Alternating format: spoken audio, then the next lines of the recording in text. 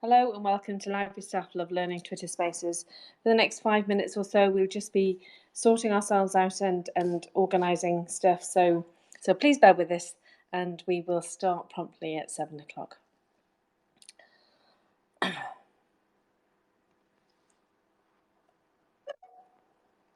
Hi Sabrina, nice to have you with me.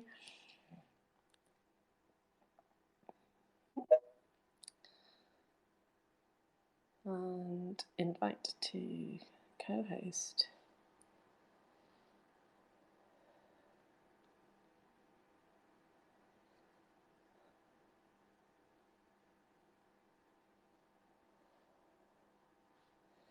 Hi Sabrina, so are you with me now?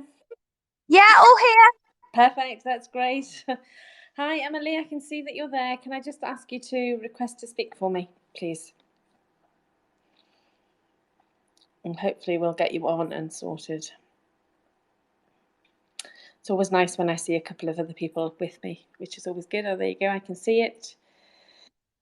There we go. So hopefully, Emily, do you just want to unmute yourself and just test that you can speak to me?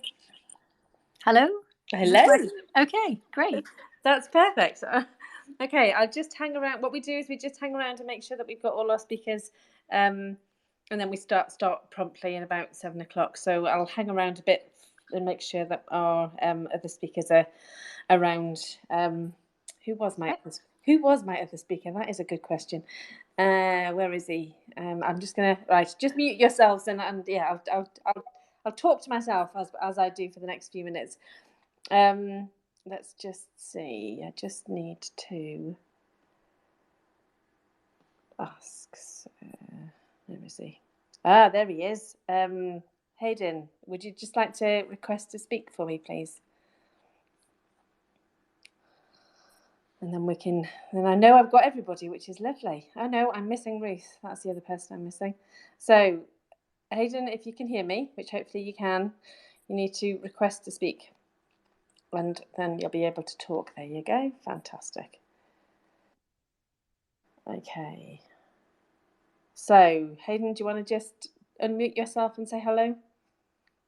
Hello. Hello. That's good. All right. That's we're getting there. That's 3 of the 4, and I've just seen Ruth. So we've got one more person. Okay. Just for now, Hayden, just mute yourself while I sort Ruth out. Hopefully, Ruth can request to speak. Oh, you're already a speaker. How did we manage to do that? Did Sabrina? Magic. Yeah, guilty. Guilty. It's always good when somebody else is there to do it. That's perfect. Okay, Ruth, I'm going to try and make you a co-host. And we send co-host. Hopefully that should work. Okay, yep. So we have got 2 minutes. So let me just explain what we do to those that are here to join me. Hello, Hallie. Thank you for joining us. We're just getting ourselves sorted, and we will start properly at 7 o'clock. So what I will do is I will introduce the topic, explain what we're going to talk about, and at the bottom of your screen you can see a heart with a plus. If you actually point on that, it will give you options to laugh. If somebody says something funny, put your thumb up like Sabrina just has. Say 100% if you will really agree. I don't know. Is there a thumbs down? Oh, there is a thumbs down. Hopefully we won't get too many of those. So that's one thing. What I'll do is I will invite you to talk, is how it works, so that we don't all talk over each other. But if somebody is saying something and you'd like to respond to that, there's a hands up. So can I just ask you to use that so that I can moderate who's coming in and out? Hopefully it'll all be very easy and straightforward. There is a bubble at the bottom, which is an opportunity to chat about the conversation as we go through it. So anybody listening, if they want to join in the conversation, they can do so via the chat box at the bottom. Okay, so it's 7 o'clock on my watch. I'm going to take a deep breath, pause, and start us off.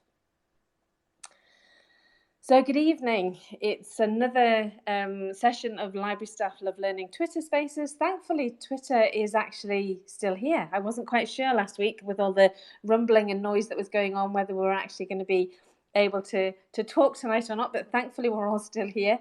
And while it's still here, we will continue. Tonight we're going to talk about digital resources in school libraries. And over the last several years that I've been working in and around school libraries, digital resources was always a thing that was possibly too expensive, possibly outside our reach or our remit. And of course, with the financial state of the world, it seems these days, obviously budgets for school libraries seems to be ever decreasing. But the cost of digital resources continues to increase.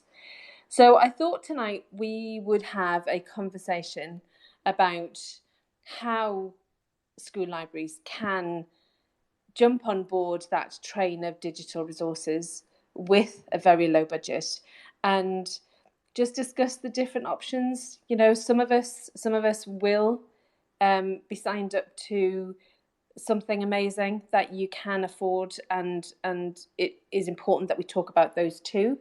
But equally, let's see if we can have a bit of a conversation about what the low budget side of this all looks like. Tonight I have two school librarians with me, joining me. So that's Emily and Hayden. So thank you very much for joining us. As always, I have my co-hosts Sabrina and Ruth. So let me just bring in Sabrina this week. How's your week been? Have you had a good week? And what does your digital collection look like? Oh, it's a right pickle at the moment, I'll tell you. And why is? Yeah. I'm trying to, there's been nothing. It's all been physical resources at the moment. So I'm trying to build it up. So I'm really hoping you guys will give me a whole list of things that I can go and access, which would be fantastic. That's good. That's perfect. Okay, so and Ruth, and what about you? What's your digital collection like? Well, we don't subscribe to anything because of the cost.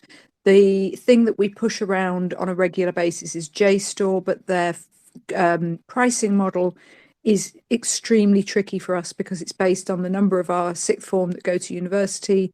And because we have a large sixth form and it's very high percentage university, it's extremely expensive.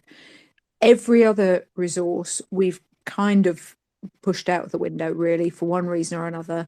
The best thing that we have this year and last year, we've had access of schools membership to the London Library, which is a fantastic thing. And along with that comes a huge amount of access to digital resources free of charge. They have a sponsorship scheme for schools, and we've been really lucky to be part of that. So we have had access to stuff, but we haven't paid for anything. I've been there 6 years now, and they've never paid for any online resources. Okay, so it's interesting, isn't it? Because I think we had a conversation, Ruth and I, about the fact that online resources, there are two sides to it, aren't there?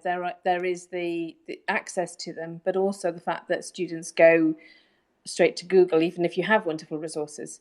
So possibly tonight the conversation may head down that route of what it is that we need to be doing as school librarians to help our students access the resources.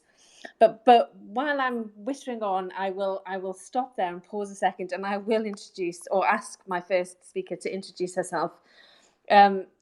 Emily is known as the copyright girl, and honestly, the person to go to if you ever have a copyright question.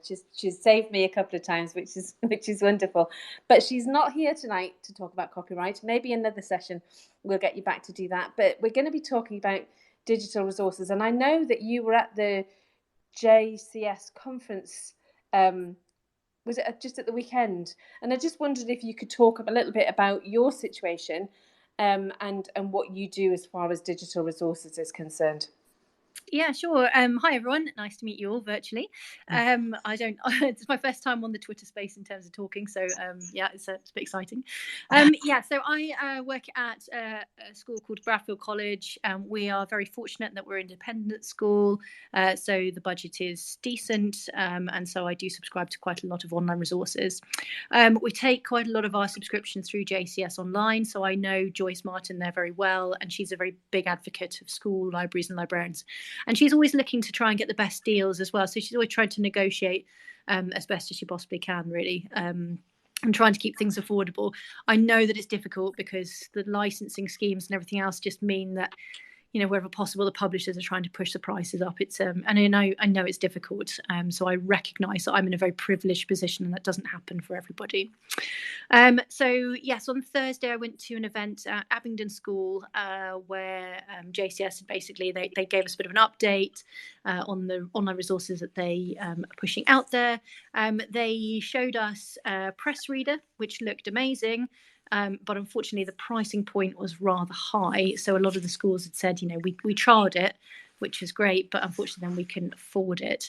And I think, if I'm honest, I wouldn't necessarily have the capacity in my budget to have it either this time. But it's basically all of your you know, newspapers and magazines and stuff in a whole range of different types, all available online, which kind of students can search across, download to the app and read and all that kind of stuff. So it looked amazing, and it's worth taking out a trial if you want to, but just bear in mind that the pricing point is quite high. Yeah, sorry, Elizabeth. I'm wittering now as well. So, is there anything particularly you want me to address, or do you want to introduce Hayden? No, that's really good. It's just it's getting a feel for who you are and what you do, and that's great. You know, welcome to your first Twitter Spaces chat. Actually, Ruth has put her hand up, so before I bring Hayden in, I'm going to ask Ruth to speak. Yeah, absolutely. It's a picking up, really, which is why I'm interrupting in a rude way. The press reader is something that we have access through Kent County libraries around here. So, you know, all of our online newspapers and magazines, I wouldn't dream of subscribing to, and I'm not sure I'd subscribe to even if I had the budget for it, because it's all there and paid for by the council and the local libraries already. So, you know, as part of I kind of feel it's my duty to advocate for those services as well, and since the students can access them from school. So I'm interested to know whether that service provided by a commercial company is giving the students anything that they couldn't get free from their local libraries. Yeah, I'm just going to respond to that. It's a very good question, and it's a question that we asked as well there, because there are some schools who do get it through the public libraries. So I think that the things that were different were things like you could create your own kind of self-publications, and you could upload your own content to the site. And parents and family members were able to see it and read it as well. There was the archives included in the package, or there's one package with the archive, which you can have going back however many years. What else is in there? Let's see. You are able to share it into OneNote, download it to devices, notifications. Oh, and there's analytics. So the big thing was the analytics, actually, where you can run some really nice analytics, so for kind of statistical purposes, and find out what people are accessing and what the popular stuff is and the less popular stuff is and that kind of stuff. Really nice. I don't think it's, what can I say? Maybe not necessarily kind of nice enough to be able to afford it, but it was a very nice feature that we were all quite impressed with. Yeah, absolutely. That's brilliant. Thank you, Emily. So I can see that Susan has got her hand up. I'm just going to introduce Hayden first before. So I welcome back to you, Susan. Can I just ask you to mute yourself for a minute? Hayden, he has joined. He's a school librarian. He's joined my Facebook group. And he shared with us the other day a great video that he had done, which is how he's suddenly on my Twitter Spaces. If you raise your head above the parapet, you know, I get you. So I'm delighted that Hayden has agreed to speak with us this evening. Can you just tell us a little bit about your situation in your school and what digital resources you might have access to? Hi everyone. I'm Hayden. I'm the librarian at Forge Valley School in Sheffield. actually, a lot of what I was going to say has already been said about public libraries in particular. So we do have the Sheffield Central Library has, again, I don't know if it's the same press pack that we're talking about, but it has all the sort of popular magazines and New Scientist, National Geographic, etc., and journals and things. And again, so I was just going to say, Hayden, when you are using the public library resources, do you find that students find it easy to access? So what we've done is to streamline that, we rely heavily on the OPAC that we have, the online catalogue. Everything in our school library is sort of treated like a digital object anyway. So all the physical resources are catalogued in a very similar way to all the other digital things and useful links and stuff. So what I can do is I can set up an item on the catalogue that is, let's say, National Geographic magazine, and then that's just a click-through link to the central library. So do the students need to actually be registered at the library to use them? They do need a library card, but again, that's advocating those local services, and that's it's not a difficult thing to do. It's something that we can engage with parents, which is another excuse to engage with parents. And absolutely. So you have to register the students at the public library. Do you do it through the school, or do you actually ask them, the children and families, to register themselves?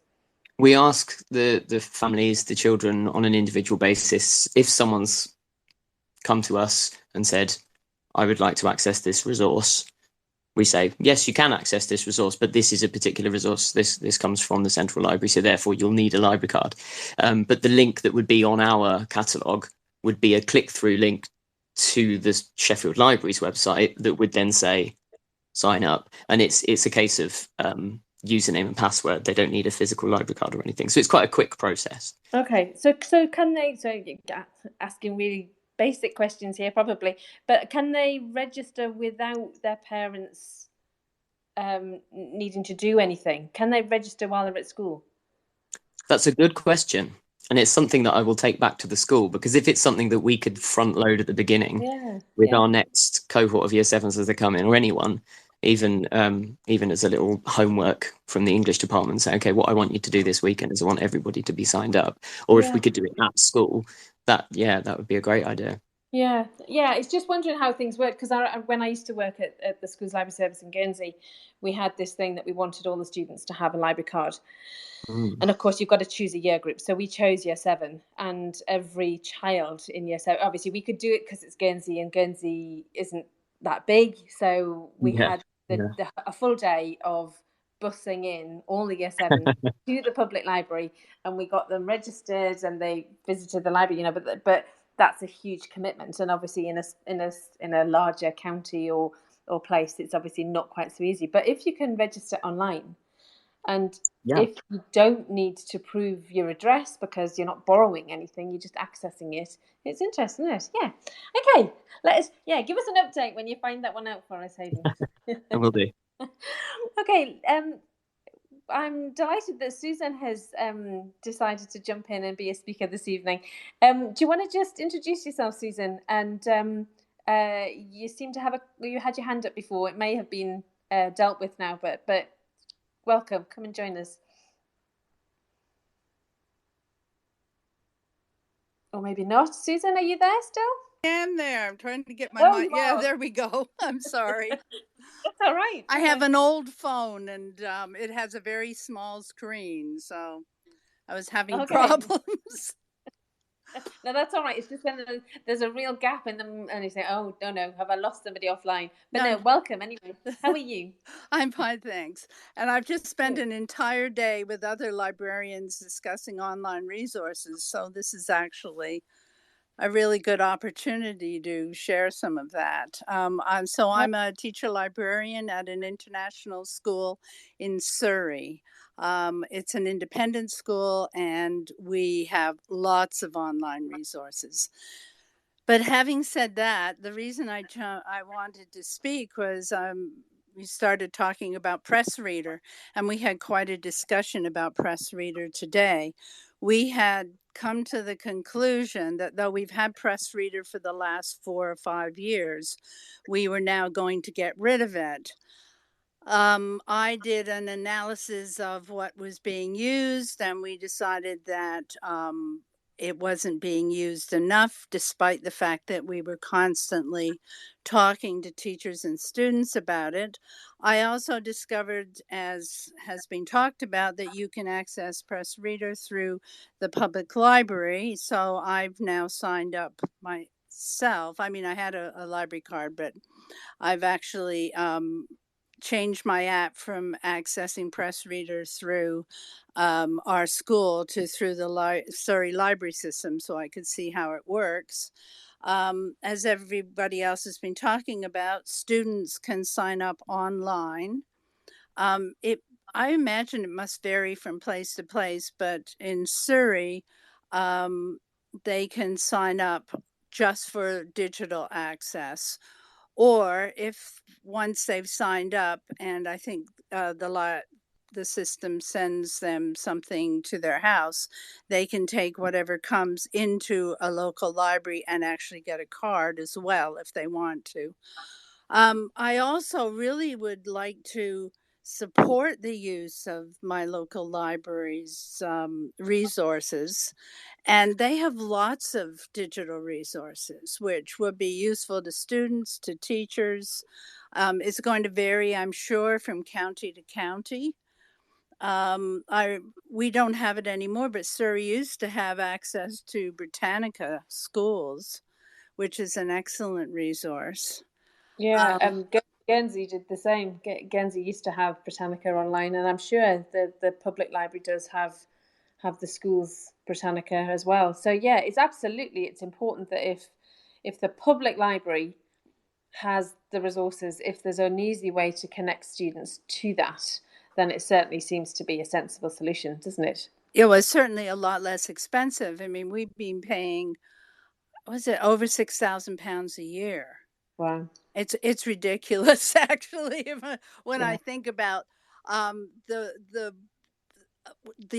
periodical that was mostly used was The Guardian, and I couldn't help but wonder if I was the one who was using it since I access it every day. But there was something else I was going to say. Oh yes, there's the other thing. We think, oh, the Press Reader, that's really great, and you can access all sorts of journals, not journals, but magazines and newspapers. The problem is you can't actually copy the articles, because if you do, you're in breach of copyright. And the first time I thought, oh, that looks like an interesting article, and did a screenshot, I had something pop up on the screen saying this is, against, the copyright. What was it? Yeah, they didn't say copyright, but there must be something that we signed when we got the okay, online so subscription. we have the perfect person online to tell you the answer to that, I'm sure. So Emily, do you want to jump back in? Yeah, I'm not sure I have all the answers necessarily, but I find that quite interesting, actually, and just wonder, are you taking it direct from Press Reader? Yes, I just did a screenshot of an article. Okay. And Press Reader said that it was against the terms. Oh, yeah. See, and this is a problem, actually. And again, you may find this with some online resources as well. In copyright, there are certain things that you can do for educational purposes, and that would be one of them, is copying an article. Now, your school will also be signed up to the CLA license, which covers, the newspaper licensing agency as well, and that allows you to do that within a school, and that will override the licensing terms. So, Press Reader should not be doing that for schools, because that is essentially they're enforcing contract over what we can actually do and what we're paying license fees to do. So there's a real disconnect there. I would query that, because I wonder, though, if you think about it, Press Reader is actually not a British resource, is it? It's coming from Canada. So Is it covered by British copyright laws? Yeah, absolutely. It's in the country that you're in, so absolutely, okay. you are bound by what the country that it's in. Canada has its own kind of educational copyright. It does, act anyway, so it would allow you to do certain things there too. But that is very interesting, and that's one that I will make a note of, and make sure that is not happening through JCS's subscription. Well, I think we were getting it through JCS's subscription too. I'm not sure. We do get a number of them from there.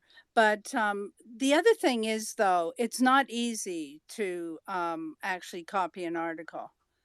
So the only way I found was through screenshotting. And so that's going to make it, I think, a little more complicated.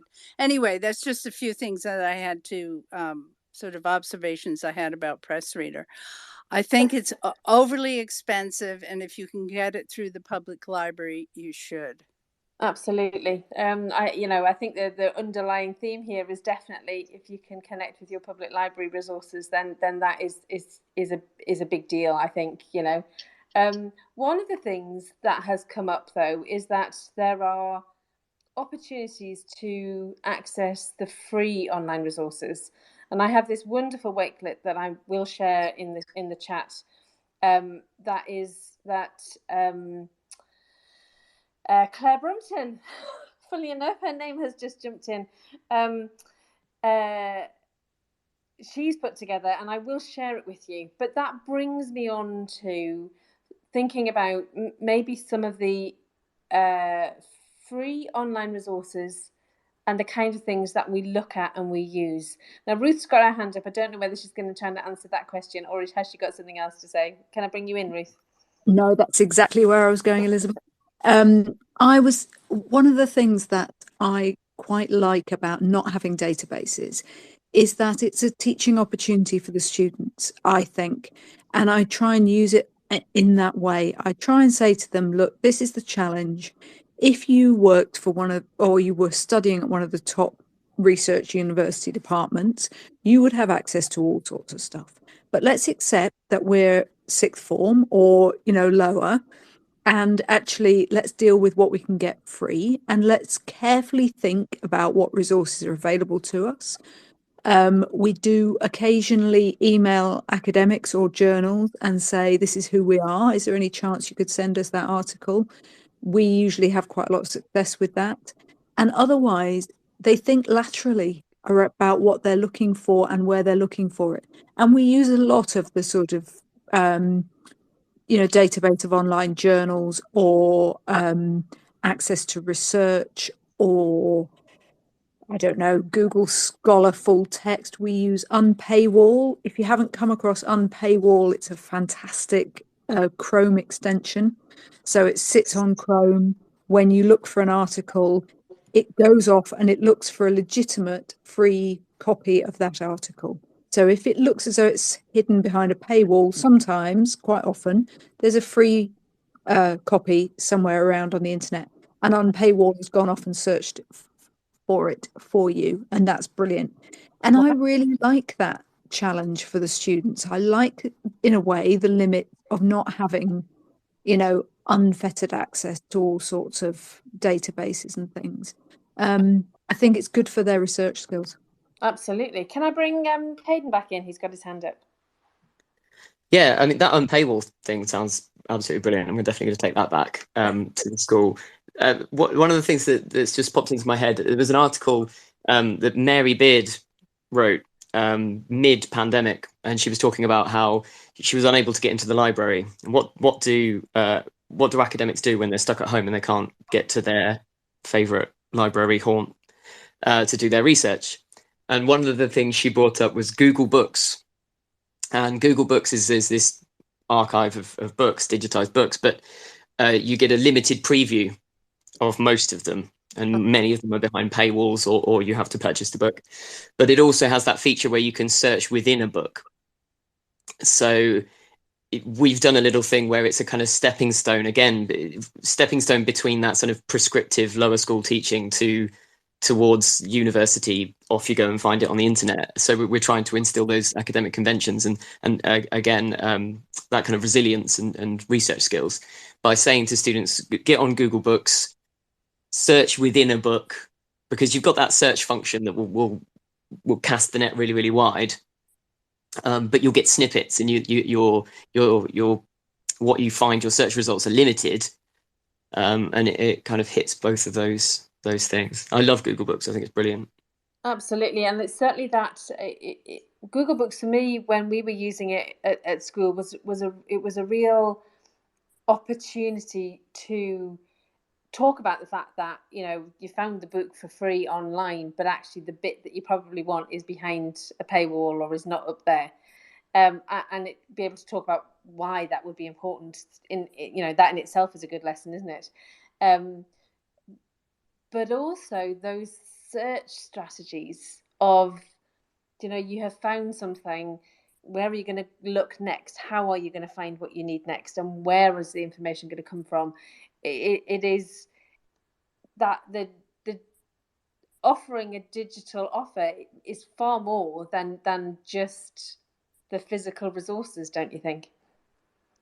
Let's move on to our next question. What are your, I think we might have covered some of this, but what are your favourite online resources and why is one of my questions. Emily, would you like to come back in and talk about some of your favourites if you can?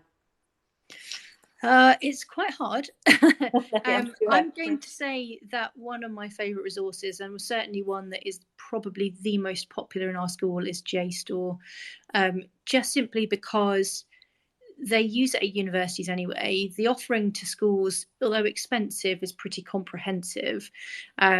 It's nice and easy, and obviously you can download the articles in PDF. A lot of different disciplines are covered, and it just, you know, it gives you the citation as well. Students just really love it because generally if they do a search, and it's IP authenticated, and also it's discoverable within Google Scholar. So actually that's just quite nice, because even when they're out on Google, if they hit a JSTOR, it will take them into our resource and they can get hold of the thing. And I know that kind of maybe goes against our kind of, you know, trying to kind of drill search strategies and things into them, but they will go to Google Scholar, and that is what they do. So yeah, I have to say JSTOR is probably one of my favourites, and I used it a lot at university as well.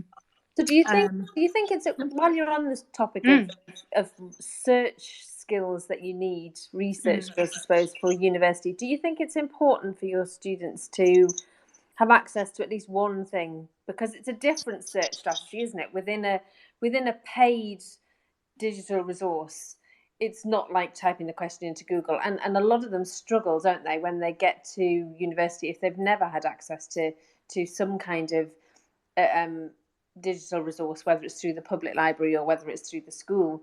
Do you think it's important to teach, or not important, because obviously we're all librarians, we think it's important, obviously. Is it a skill that is difficult for them to learn, I suppose, is the question? Well, you know, it's very interesting in that, you know, I see kind of students going through waves. Some of them are really, truly terrible at searching online and can't seem to find even the simplest things.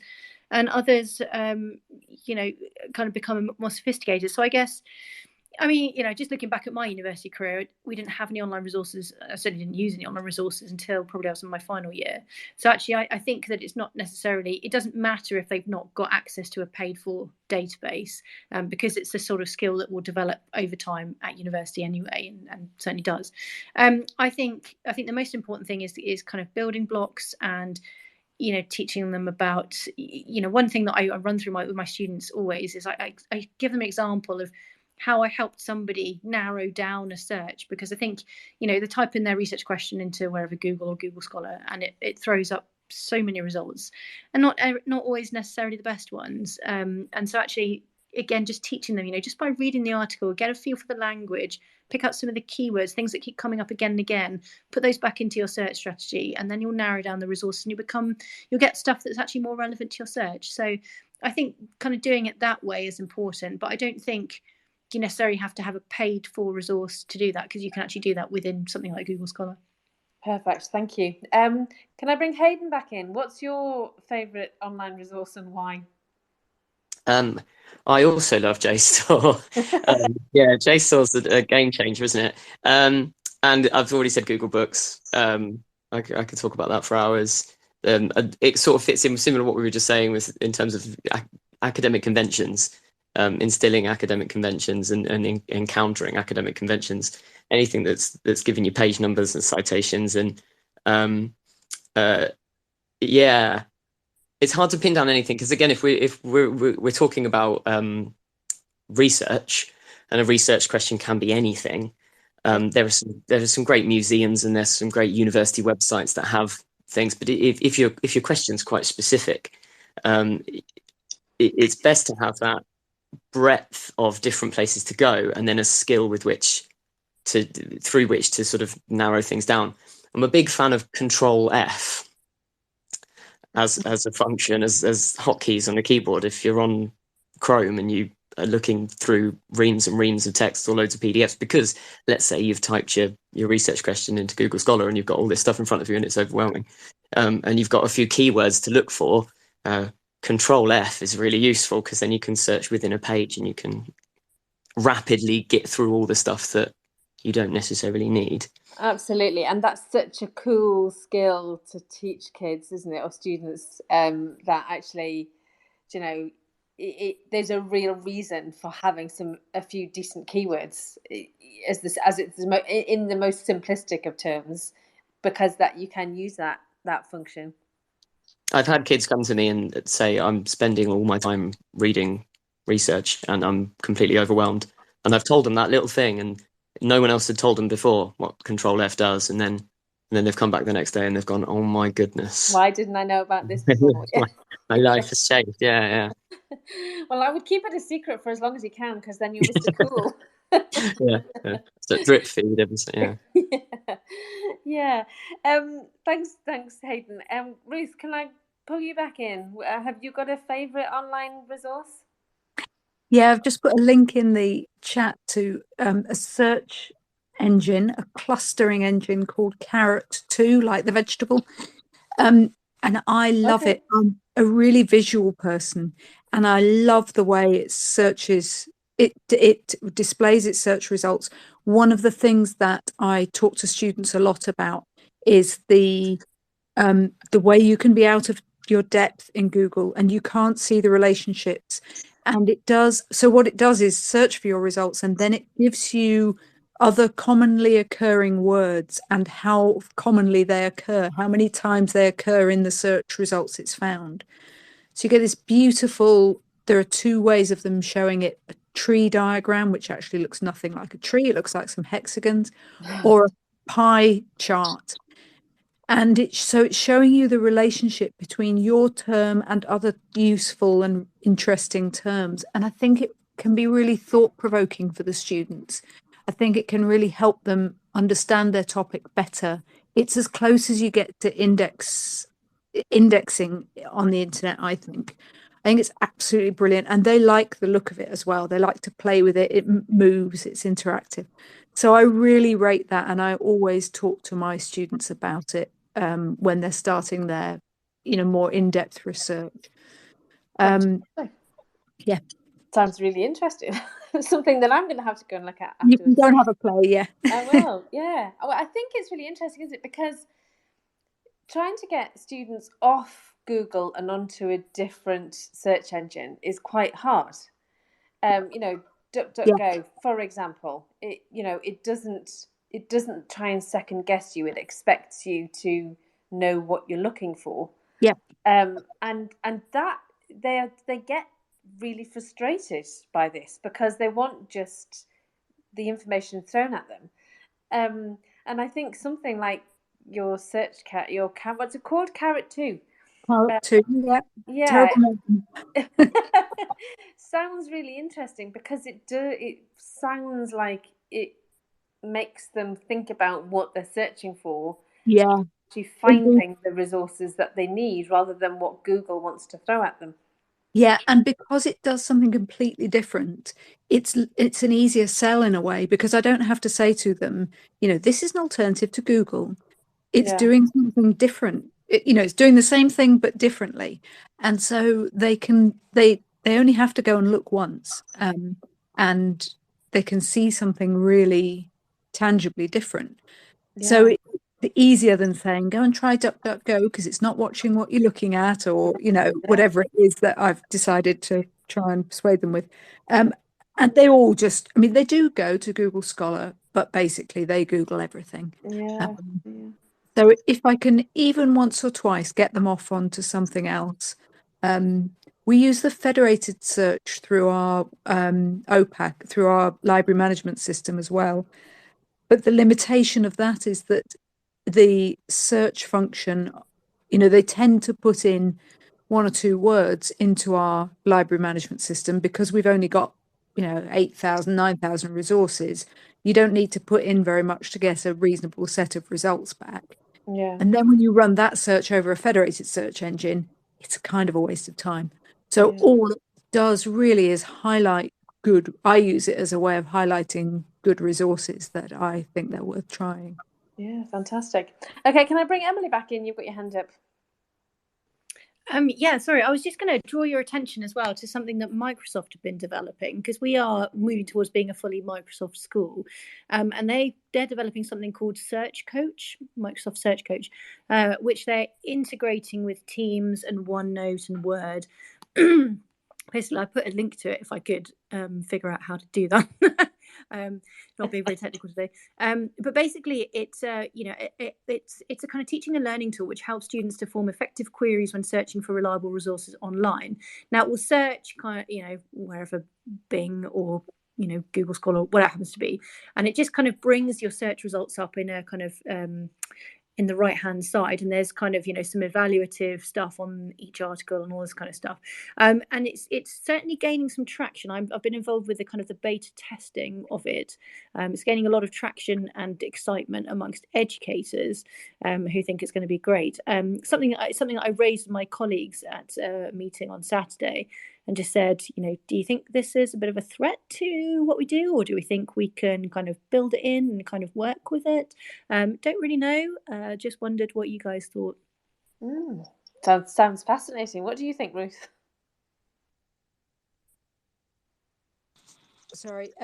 Well, yeah, I'd have to have a play with it and see. I've stuck the link in the chat. I haven't heard about it. I haven't come across it, but I would definitely want to play with it and see. I mean, it could be brilliant. You know, we're not known for holding on to our skills and not sharing them with people. So if they've got some brilliant way of teaching this, and it imparts information to the students that we haven't been able to share with them well before, then I'm all for it, actually. Yeah, no, I would agree. What about you, Susan? What do you think of that? Yeah, I don't know what I think about that. Actually, I'd have to consider it a bit more, but I just wanted to talk about my favorite databases. Go on then. So I was going to say, you know, JSTOR, just as everybody else has, I love the text analysis on it, where you can put your essay in or whatever you're working on, and it comes back with other articles. Also, the fact that a lot of JSTOR articles you don't have to have a subscription for, so that's really good.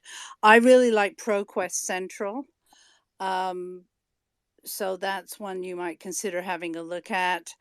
And but really the best deal, I think, is the London Library subscription, which is just I think last year we paid £1,070 for, and it gives you a massive number of databases, including JSTOR, plus the books that you can borrow from them. And then the final thing I'd say is I think that we need to spend, and I spend a lot of time on it, we need to spend a lot of time teaching kids how to actually effectively research and search using Google. For the time being, they're going to keep defaulting to Google, so they ought to at least know how to use it properly. Absolutely, yes. Yeah, it's certainly something that we do need to focus need to focus on in amongst everything else, don't we? Emily, do you want to come back in? Yeah, just a word on the London Library. So when I started my job, we had a subscription to the London Library, but I found that it was difficult because we only had one login, and wouldn't allow multiple logins for our students, and it was a little bit confusing, I think, to kind of navigate our way around. So, I mean, this was 9 years ago, so it might be changed now, but I didn't like it, and I did away with it in the end, and just kind of took our resources and IP authenticated them and stuff. So, but it's not to say that it's not a great resource. I'm sure it is, but I just personally didn't like it at the time, so kind of moved away from it. Do you want to come back in, Susan? Yeah, I would say that it's probably still the same.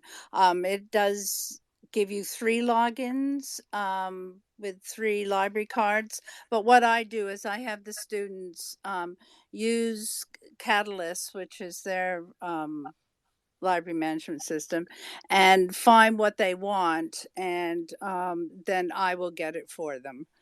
But I also use their book subscription service quite a bit, and they all mail the books out to me free of charge.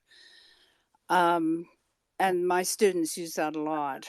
That's sort of getting away from digital resources, but that is another useful aspect of it. Yeah, I can say, funnily enough, one of my other questions was, can school libraries rely on print-only resources, or do they need an online offer? Ruth, you've got your hand up. I don't know whether you were going to answer that question or not. No, I wasn't. I was just interested to ask a question about your London Library access, Susan, because one of the things that I haven't been able to manage for 1,000 reasons is going into the London Library, because they offer, or they have offered our students workshops on research skills and, on using the library.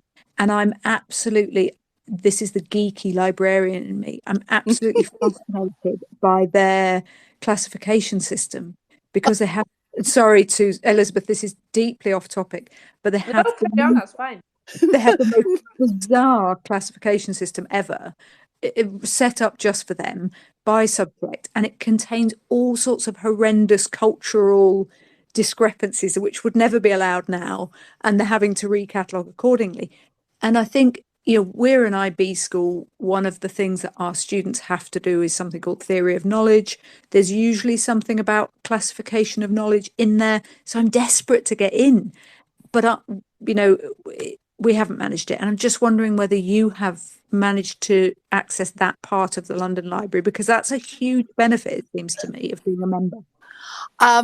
I go into the London Library quite a bit. You're right, it's crazy. In fact, sometimes I just tell them in advance what books I want, because I just can't be bothered spending the hours it'll take finding them. It's idiosyncratic. I'm sure it was put together in the middle of the 1800s when they started the library. So as far as students go, I've had students go in there and research. So that I had one student say to me, "Can I go?" And I said, "Well, I'm sure you can. I can assign one of the library cards," which I did. And she showed up, and she spent a week going every day up there and working in the library. So that's perfectly possible. I have not accessed the research lessons or instruction that they give. No. No, brilliant. Thank you. So I'm going to, we seem to have covered such a lot in 45 minutes. Before I probably get to my last question, which is what words of wisdom do you think you can leave us with tonight? I just want to advertise that we meet and do these kind of talks every other Monday or during term time. We are going to we're going to be a couple of weeks off, but we are meeting again on the 12th of December. And I have 3 senior leaders, Simon Hinchliffe, Martin Winwood, and Richard Geaver, who have said that they will come and talk to us about the important role of the senior management team in support of their school libraries. I'm absolutely delighted that we've managed to get them. So make sure you pencil that into your diaries for the 12th of December at 7 p.m. I want to thank our speakers for such wonderful words of wisdom this evening, and wanted to give them an opportunity to say maybe a final few words before we go tonight. So I'm going to give the floor to Hayden to start with. Digital resources are obviously important. What would be your leaving remarks, Hayden, for tonight? I'd say integrate and simplify, I suppose, to be as succinct as possible. And you can apply that to so many things in terms of how your school works, whether you're talking about how you promote or make visible or make accessible these digital resources, have as few clicks as possible, put it right front and center if you can. If you're keen on them going on JSTOR, have a big button with JSTOR as soon as they click on their browser, and integrate everything. Make it mainstream if you can. Make it whatever it is that you'd rather funnel towards your students or have them moving in whatever direction. Put it everywhere. And have it in, so that all your departments are integrated, get your teachers on board, get your SLT on board. If you've got the opportunity to change the way websites look, or you've got the opportunity to do anything in terms of changing how the actual technical side of accessing these things, if you can change any of that, make it as simple as possible. That would be my advice. Absolutely, because that's the thing. You've just made me think about something else that I was going to talk about this evening. So maybe we'll go on a little bit longer. But it is that important aspect of the fact that something is digital, so therefore it's hidden unless it's in your face. And like you say, Hayden, absolutely. If they're looking at the computer, you want them to be able to see that resource is available. Do you? Sorry, I was just going to say I can't speak for everybody's, but our experience of our pupils is resilience is a thing you've got to learn, and they have so much thrown at them all the time: expectations and content, physical resources, digital resources, constantly thrown at them. And make it easy. Do you think a lot of that is, it doesn't matter really how much the library and the librarian can support or engage? Do you think teachers have a big role to play in making sure that the resources that are available are accessed? I think it's subtle. I think there's a lot of work in terms of perception.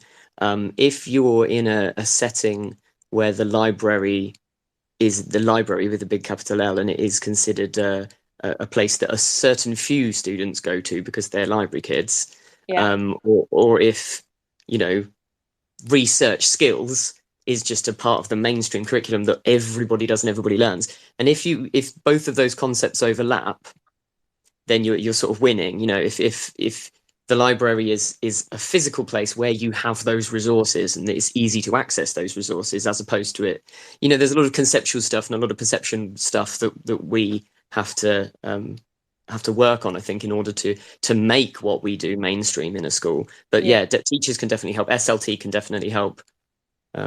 It does make a huge difference, doesn't it? Because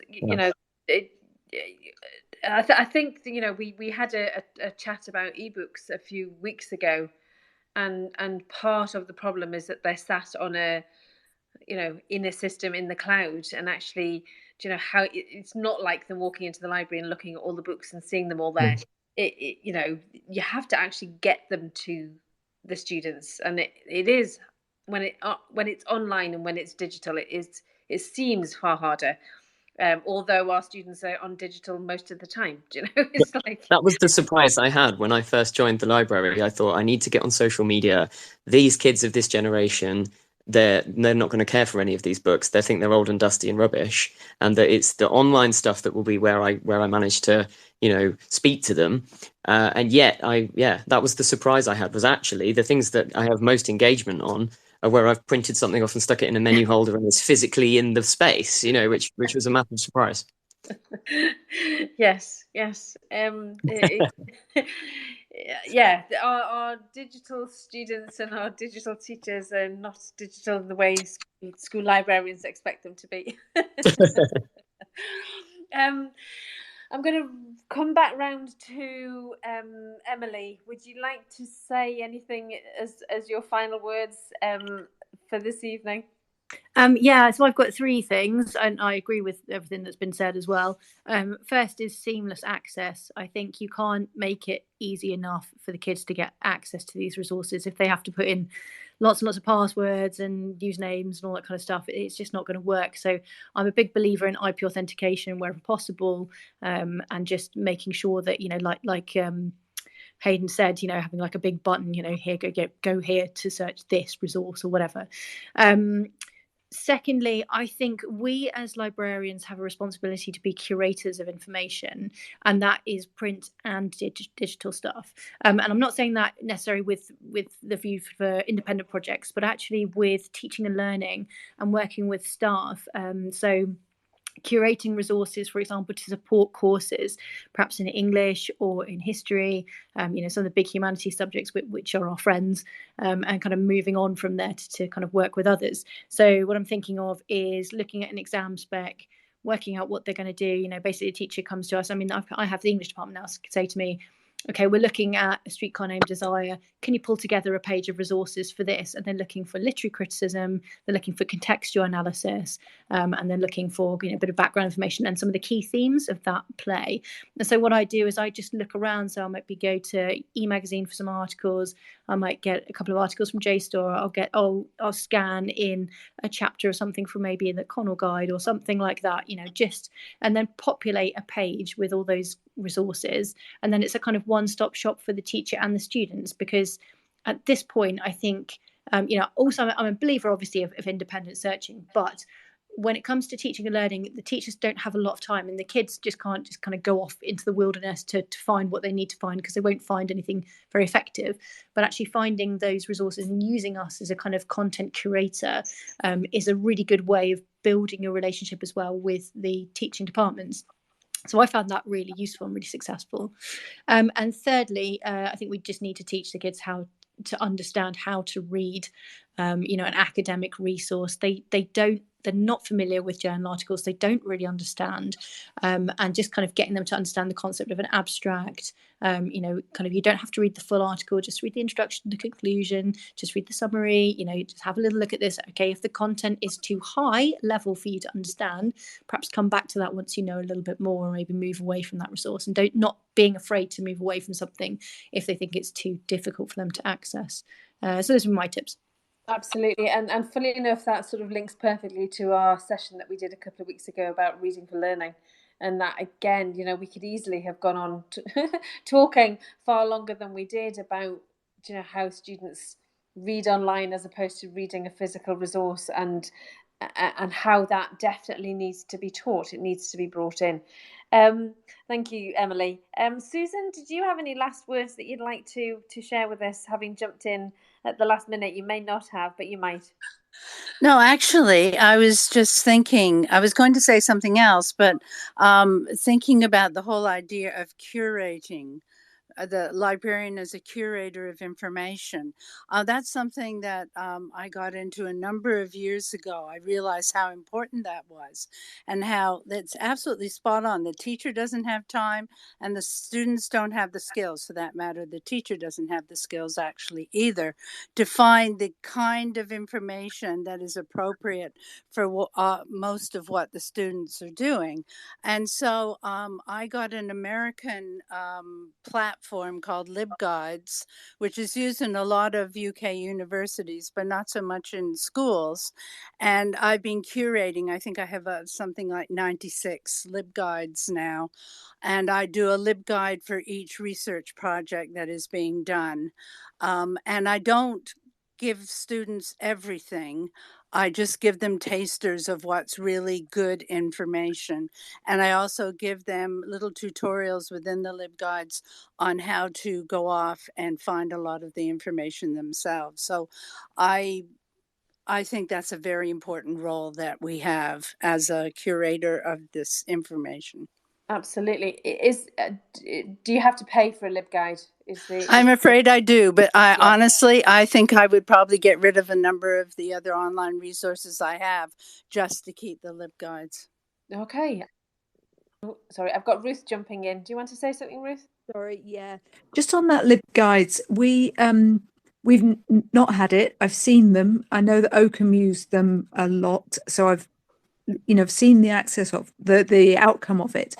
But it occurs to me that that's something that you could probably do a very similar version of using OneNote, or, well, I would probably use OneNote as a Microsoft product that's free, and that you could create information on, because you can attach so much to it. You can organize it, as a notebook, and share it with your students and outside people that way. So I don't know, not having really had an opportunity to play with LibGuides, I think that would be my way of kind of mocking something up similar, free of charge. Yeah, I did try to do that with a number of different platforms, but that was around 8 to 10 years ago. So they probably didn't exist then. And you're probably right. There probably are other ways of doing it, but that's the way I've chosen. Fantastic. It's fascinating listening to everybody having so many different ideas, and we've come sort of in a full circle this evening. It's been fascinating. We've had talking about the paid for resources, the free ones, the fact that it's important to curate, it's important to teach, it's important not only to teach them to research, but it's also important to teach them to read what they're finding. We have to give them the little nuggets of search skills, like our find key. All of it is something. I regularly find myself, or did, should I say, when I was working in schools, explaining or telling a teacher or a student something that I thought everybody knew. And actually, that's my biggest learning, is that the simplest of skills is probably what most of our teachers and students don't know. And actually, we should be prepared to share everything that we know as often as we can. Once again, I want to thank everybody for their time this evening. This wouldn't work if people weren't prepared to give me their time free, so I do appreciate it. Thank you so much. I do hope that you will join us again on the 12th. On the 12th of December, for that session from a senior management perspective, and you can all go and have your teas now. I've kept you here long enough. Thank you so much again for your time, and I do appreciate it. Take care and good night, everybody.